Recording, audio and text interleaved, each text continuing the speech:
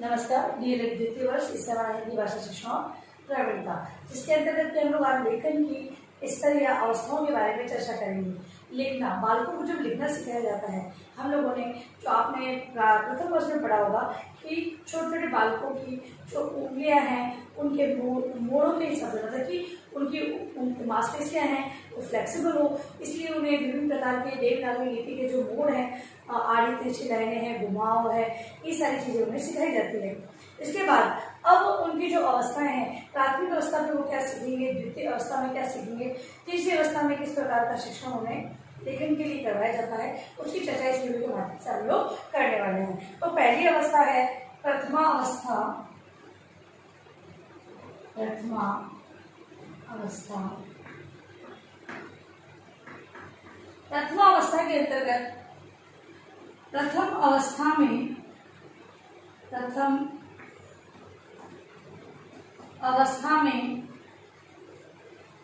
बच्चे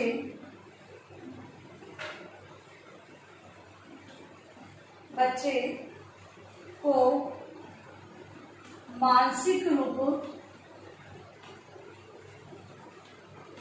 मानसिक रूप से लिखने के लिए तैयार किया जाता है।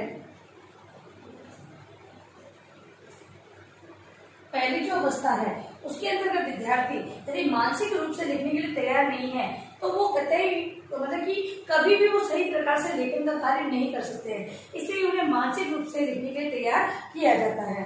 इस लिखने लिखाने के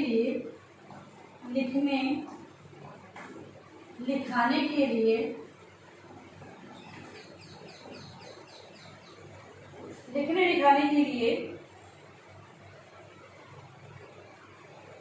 बालकों को विभिन्न प्रकार के आकर्षक चित्र, रंग बिरंगे खिलौने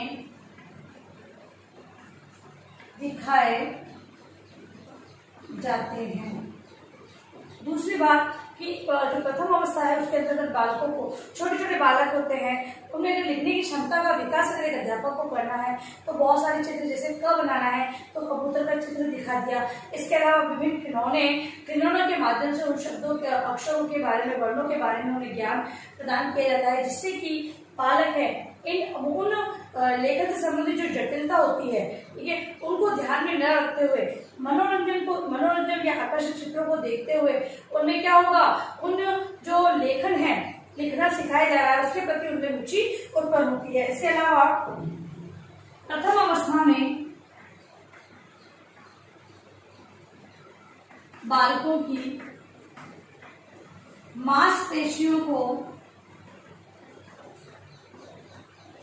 विभिन्न घुमाव द्वारा लचीला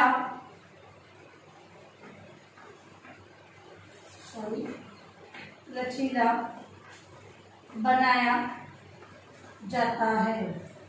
देखो, जैसे ही बालक ये बनाएंगे तो घुमाव लाएंगे या फिर ये इस प्रकार से लिख रहे, तो इनमें घुमाव से क्या हो रहा है, बालकों की जो उंगलियां हैं वो सही प्रकार से, क्योंकि छोटी अवस्था में बालकों की मांसपेशियां हैं वो कोमल होती है और उनमें जिस प्रकार से घुमाव सिखा दिया जाता है वैसे ही परिपाटी वो आगे जाकर भी अपनाते हैं। इसलिए छोटी कक्षाओं में लेखन पर ध्यान देना बहुत ही आवश्यक है। और प्रथम जो अवस्था होती है उसके अंतर्गत एक अध्यापक है बालकों के अंतर्गत खेल कूद या आकर्षक चित्रों के माध्यम से या जो उन्हें मनोरंजन लगे ऐसी स्थितियां वहां पर आयोजित करते हुए विद्यार्थियों को लिखना सिखाए। अध्यापक चाहे तो ब्लैक बोर्ड पर भी कोई शब्द अक्षर लिखे तथा उसके ऊपर चौक द्वारा घुमाव बनवा सकता है, या फिर जैसे आजकल तो स्लेट और पेन पेंसिल बंद हो चुकी है, लेकिन फिर भी अगर कहीं पर उपलब्ध हो तो स्लेट के द्वारा विद्यार्थियों को सिखाए। रेत में या मिट्टी में उंगलियों को घुमाव बनाना सिखा सकता है।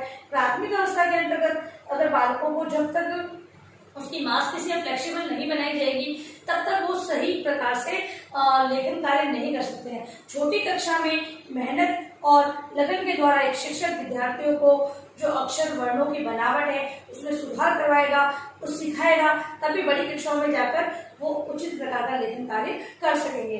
अब है दूसरी अवस्था।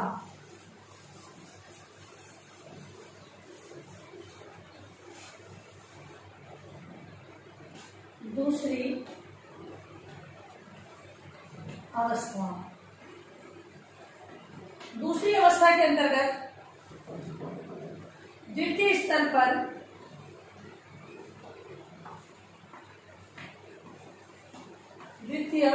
स्तर पर बच्चों को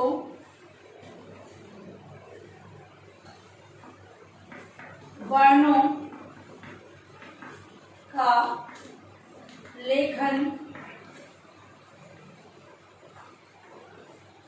सिखाया जाता है।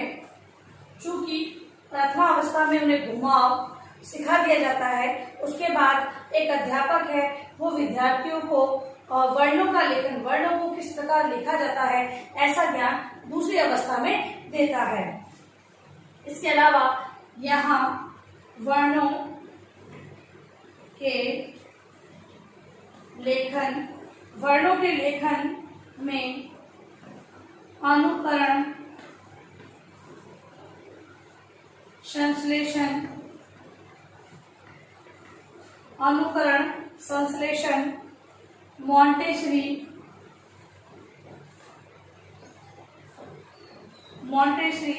चित्र विधि, अनुसरण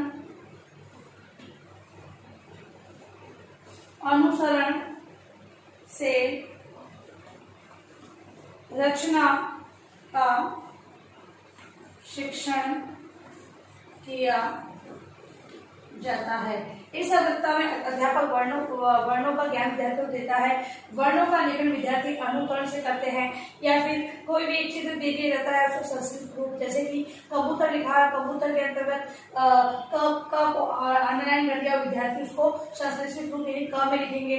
मॉन्टेसरी विधि द्वारा, चित्र विधि द्वारा या अनुसरण करते हुए विद्यार्थियों को द्वितीय अवस्था में वर्णों का ज्ञान विद्यार्थियों को प्रदान किया जाता है। अब है तृतीय अवस्था। तृतीय अवस्था, तीसरी अवस्था के अंतर्गत वाक्यों तथा शब्द रचना का ज्ञान, शब्दों तथा वाक्यों का अभ्यास।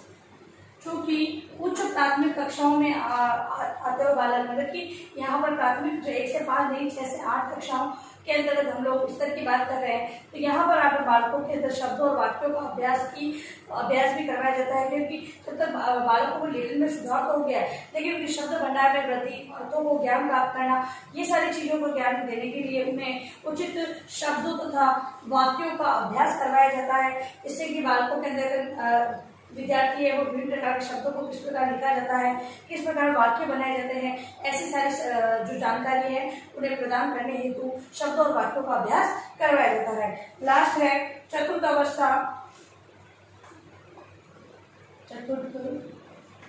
अवस्था।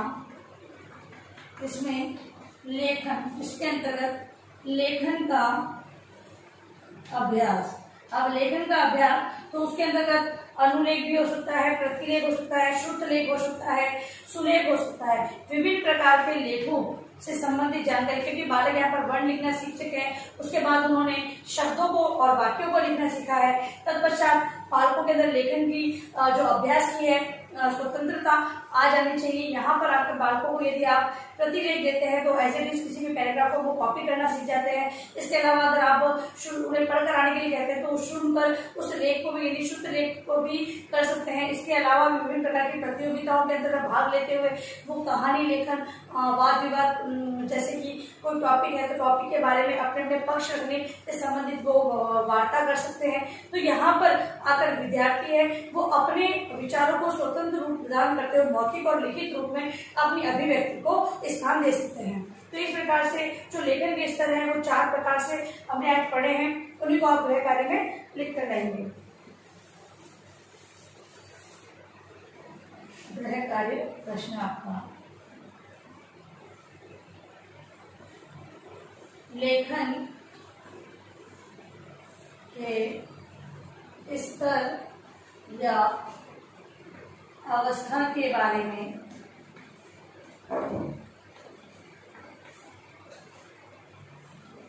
बताइए।